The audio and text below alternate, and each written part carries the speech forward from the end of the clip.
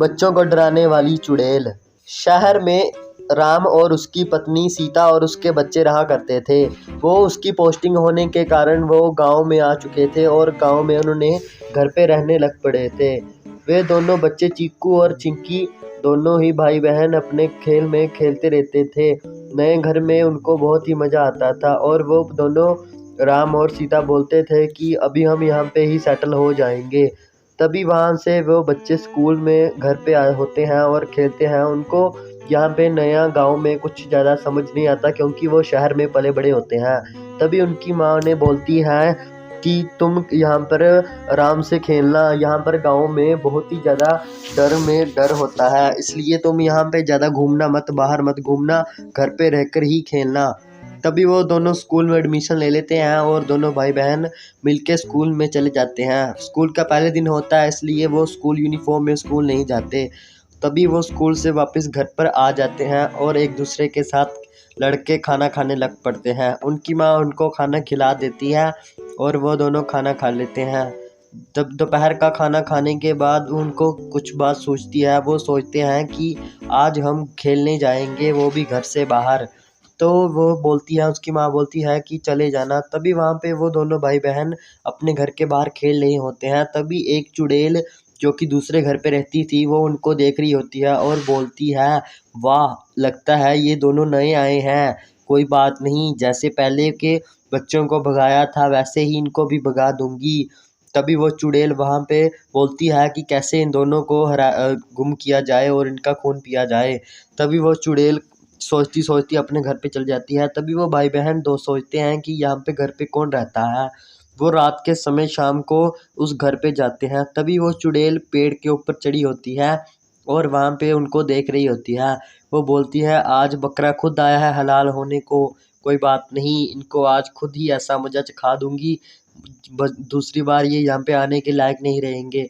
तभी वो उन चुड़ैल को देखकर बच्चे बेहोश होकर लेट जाते हैं और वो डर जाते हैं। चुड़ैल उन दोनों को बुलाती है और वो दोनों उसके घर के अंदर चले जाते हैं। बच्चे चुड़ैल के अंदर चले जाते हैं घर पे और वहाँ पे देखते हैं कि घर तो बहुत ही पुराना था लेकिन उसके अंदर कोई नहीं रहता था, बहुत ही ज़्यादा सुनसान था। चुड़ैल उनको देख रही होती है लेकिन उनके बच्चों के सामने नहीं आती। चुड़ैल वहाँ पे कभी लेट जाती तो कभी वहाँ पे एक दूसरों को देखती रहती। बच्चे और आगे चले जाते और देखते कि यहाँ पर क्या है। तभी वहाँ पे एक सुनसान कमरा होता था जहाँ पे एक बेड लगा होता है और वहाँ पे चुड़ैल फिर से आ जाती है। तभी वो दोनों बोलने लगते हैं कि भैया, यहाँ पे क्या है, ये यहाँ पे इतना सन्नाटा क्यों है। तभी वो बोलते हैं पता नहीं। और वहाँ पे चुड़ैल आ जाती है और उसका भाई उसको कुछ ऐसा लगता है, वो लेट जाता है और बेहोश हो जाता है। तभी दोनों भाई बहन बेहोश हो जाते हैं। तभी चुड़ैल उन दोनों को उनके घर पर लेटते हुए ही छोड़ आती है। तभी घर पे आने के बाद दोनों भाई बहन बहुत ही ज़्यादा डरे होते हैं और बोलते हैं, यार आज हमने क्या देख लिया, मम्मी पापा को बताना पड़ेगा। तभी चुड़ैल भी उनके घर पे आ जाती है और उनको देखने लगती है कि ये क्या कर रहे हैं। तभी उनका राम और सीता बोलती हैं कि क्या हुआ बच्चा, तुम आज लेट क्यों हो गए और तुम कहाँ पर थे। तभी वो बोलते हैं कि पापा पापा आज हमने चुड़ैल को देखा। तभी उनका पापा बोलने लगा कि चुड़ैल तो यहाँ पे नहीं है। तभी उसकी लड़की बोलने लगी कि हाँ पापा, भैया सच बोल रहे हैं, हमने दूसरे घर पे चुड़ैल को देखा। वो बहुत ही ज़्यादा डरावनी थी और वो बहुत ही ज़्यादा, उसके दांत बहुत खौफनाक थे। तभी वो ये बोलते हुए उनके बात नहीं मानती है और दूसरे दिन वो भाई बहन सोचते हैं कि रात को हमने जो देख लिया, मुझे अभी भी डर लग रहा है, भैया ये क्या था। फिर वो फिर से दूसरे दिन चले जाते हैं और वहाँ पे देखते हैं कि इस बार चुड़ैल उन्हें सचमुच दिख जाती है और चुड़ैल उनको देख के बोलती है, चले जाओ यहाँ से, वरना यहाँ पर बहुत ही बुरा हाल करूँगी तुम्हारा, तुम्हारा खून पी जाऊँगी।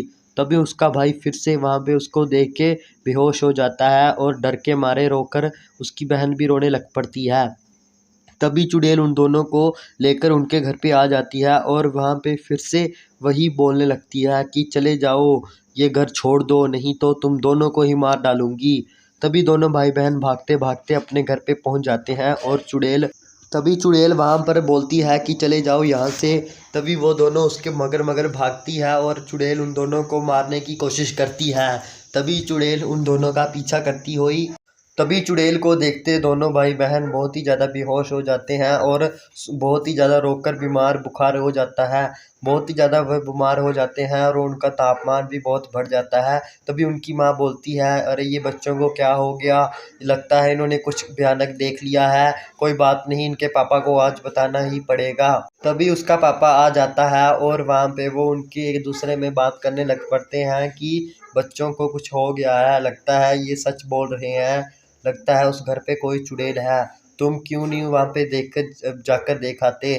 तभी वो दोनों सोचते हैं कि कोई बात नहीं, चल पड़ते हैं। तभी वो दोनों अपने बच्चों के साथ उस घर पे चले जाते हैं और देखते हैं कि यहाँ पे क्या है।